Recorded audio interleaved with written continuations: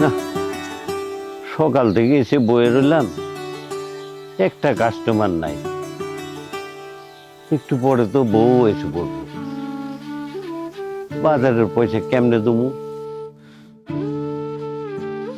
কই গো, টিয়া দাও তাড়াতাড়ি, বাজারে যাবো।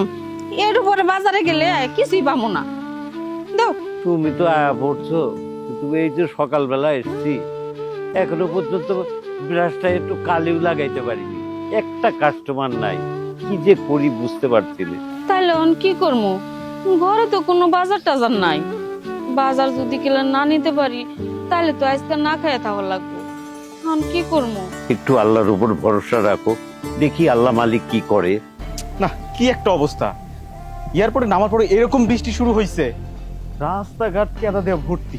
দেখো সে জুতা প্যান্ট সব নষ্ট হয়ে গেছে।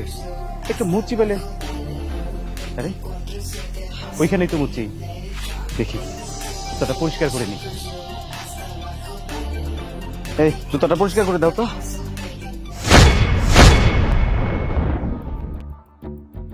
বাবা, মা, তোমাদের এই অবস্থা কেন? কি হয়েছে? তোমরা তোমরা জুতা পলিশ করছো? হ্যাঁ, জুতা পালিশ করে খাইতেছি। কেন? চুরি ডাকাইতি তো করি না। এই কাজও করে খাইতে দিবি না তোরা? মা, আমি আবার কি করলাম? তুই কিছু করস নাই বাবা, করছি আমরা আমাদের ভাঙা কপাল, তাই আজ মুচিগিরির কাজ করে খাচ্ছি। আমাগো এত জায়গা জমি আছিল, সব বেচা তোরা বিদেশ পাঠাইলাম। কারণ শেষ বয়সে আমরা বুড়া বুড়ি একটু ভালো থাকতে পারবো, দুই বেলা দুই মুঠো খাইতে পারুম, সুখে শান্তিতে থাকতে পারুম, এর জন্য বিদেশ পাঠাইছিলাম। আর দেখ আমরা কি করতেছি, জুতা পালিশ করে খাইতাছি। এইটা আমাকে কপালটা। মা, আমি বুঝতে পারছি। লতা কই? লতা কই আমরা কেমনে কমু? লতার খবর তো লতাই জানে। তুই এনতে যা, মানুষ যদি জানে যে তুই আমাগো সন্তান, তাহলে তোর মান সম্মান থাকবো না, সব মান সম্মান চলে যাবো। তুই এন থেকে চলে যা। তোমরা একটা জিনিস বুঝতেছো না, আমি তোমাদের সন্তান। আর মান সম্মান যায় কি যায় না সেটা আমি পরে দেখবো। বাবা, মা, তোমরা আমার সাথে চলো, চলো।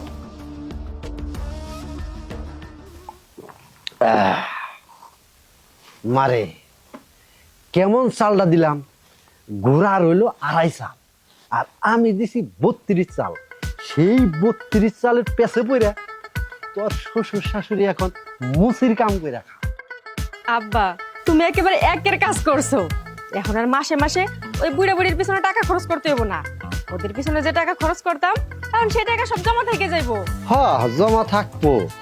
এইবার বর্ষায় কি আমার ঘরে চাল দা পানি পড়বো? মাথা খারাপ কি গো আব্বা? এতদিন কষ্ট করে থাকছো, এখন আর তোমাকে কষ্ট করতে দিব না। শুনো, তুমি এই বছরেই বাড়ির কাজ ধরবা। আমি রড সিমেন্টের দোকানে কথা কয়ে রাখছি, তোমার বাড়িতে দালান উঠবো, দালান। হ, তোর বাপে থাকবি ইটের দালানে, আর আমার বাপ মায় মুসিগিরি করে তাকে পেট চালাবো। সুন্দর সমাধান, তাই না? তুমি তুমি হঠাৎ করে দেশে আসলা, কই আমাকে তো কোনো খোঁজ খবর দাওনি যে তুমি বাড়িতে আসবা। অনেক বেশি প্রয়োজন ছিল তোর খোঁজ দিয়ে আসাটা। কারণ তোরে যদি বইলে আসতাম না, আমার বাপ মায়ের যে এই অবস্থা, এইটা আমি দেখতে পারতাম না। আরে 10 বছর পর বিদেশের মাটি থেকে আমার দেশের মাটিতে আমি পা রাখছি। তোগুলো সারপ্রাইজ দিব বইলা সবাইরে না কই আমি এই দেশে আসছি, কিন্তু দেশে আইসা তো আমি নিজেই সারপ্রাইজ হয়ে গেলাম। আরে আমি যখন তোরে ফোন দিতাম, ফোন দিয়া বলতাম মা কই, আব্বা কই, তারা কি করতেছে, তুই কি বলতি? মা রান্না করতেছে, আব্বা চকের কাজ করতেছে। কিন্তু তুই তাদের কাছে একবারের জন্য আমার ফোনটা দেশ নাই। তুই শুধু বলতি তারা ভালো আছে, ভালো খাচ্ছে, ভালো পড়ছে। এই ভালো থাকার নমুনা, এই ভালো খাওয়ার নমুনা। বাবাজি, আমার মেয়েটারে খুদাই খুদাই তুমি ভুল বলতেছ। বাবাজি কইছে থেকে আমি নিমুনি। চুপ থাকেন আপনি, আপনার একটা কথা বলবেন না। আমি সবকিছু জানি, এই আপনার কারণে, আপনার কারণে এই সব।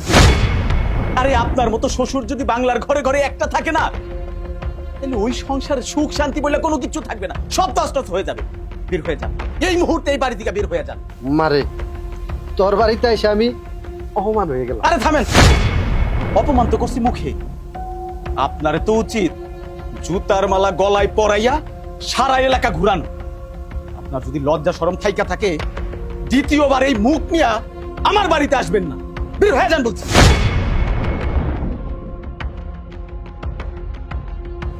তারিকুল, আমার তুমি মাফ করে দাও, আমার অনেক বড় ভুল হয়ে গেছে, আমি বুঝতে পারি নাই।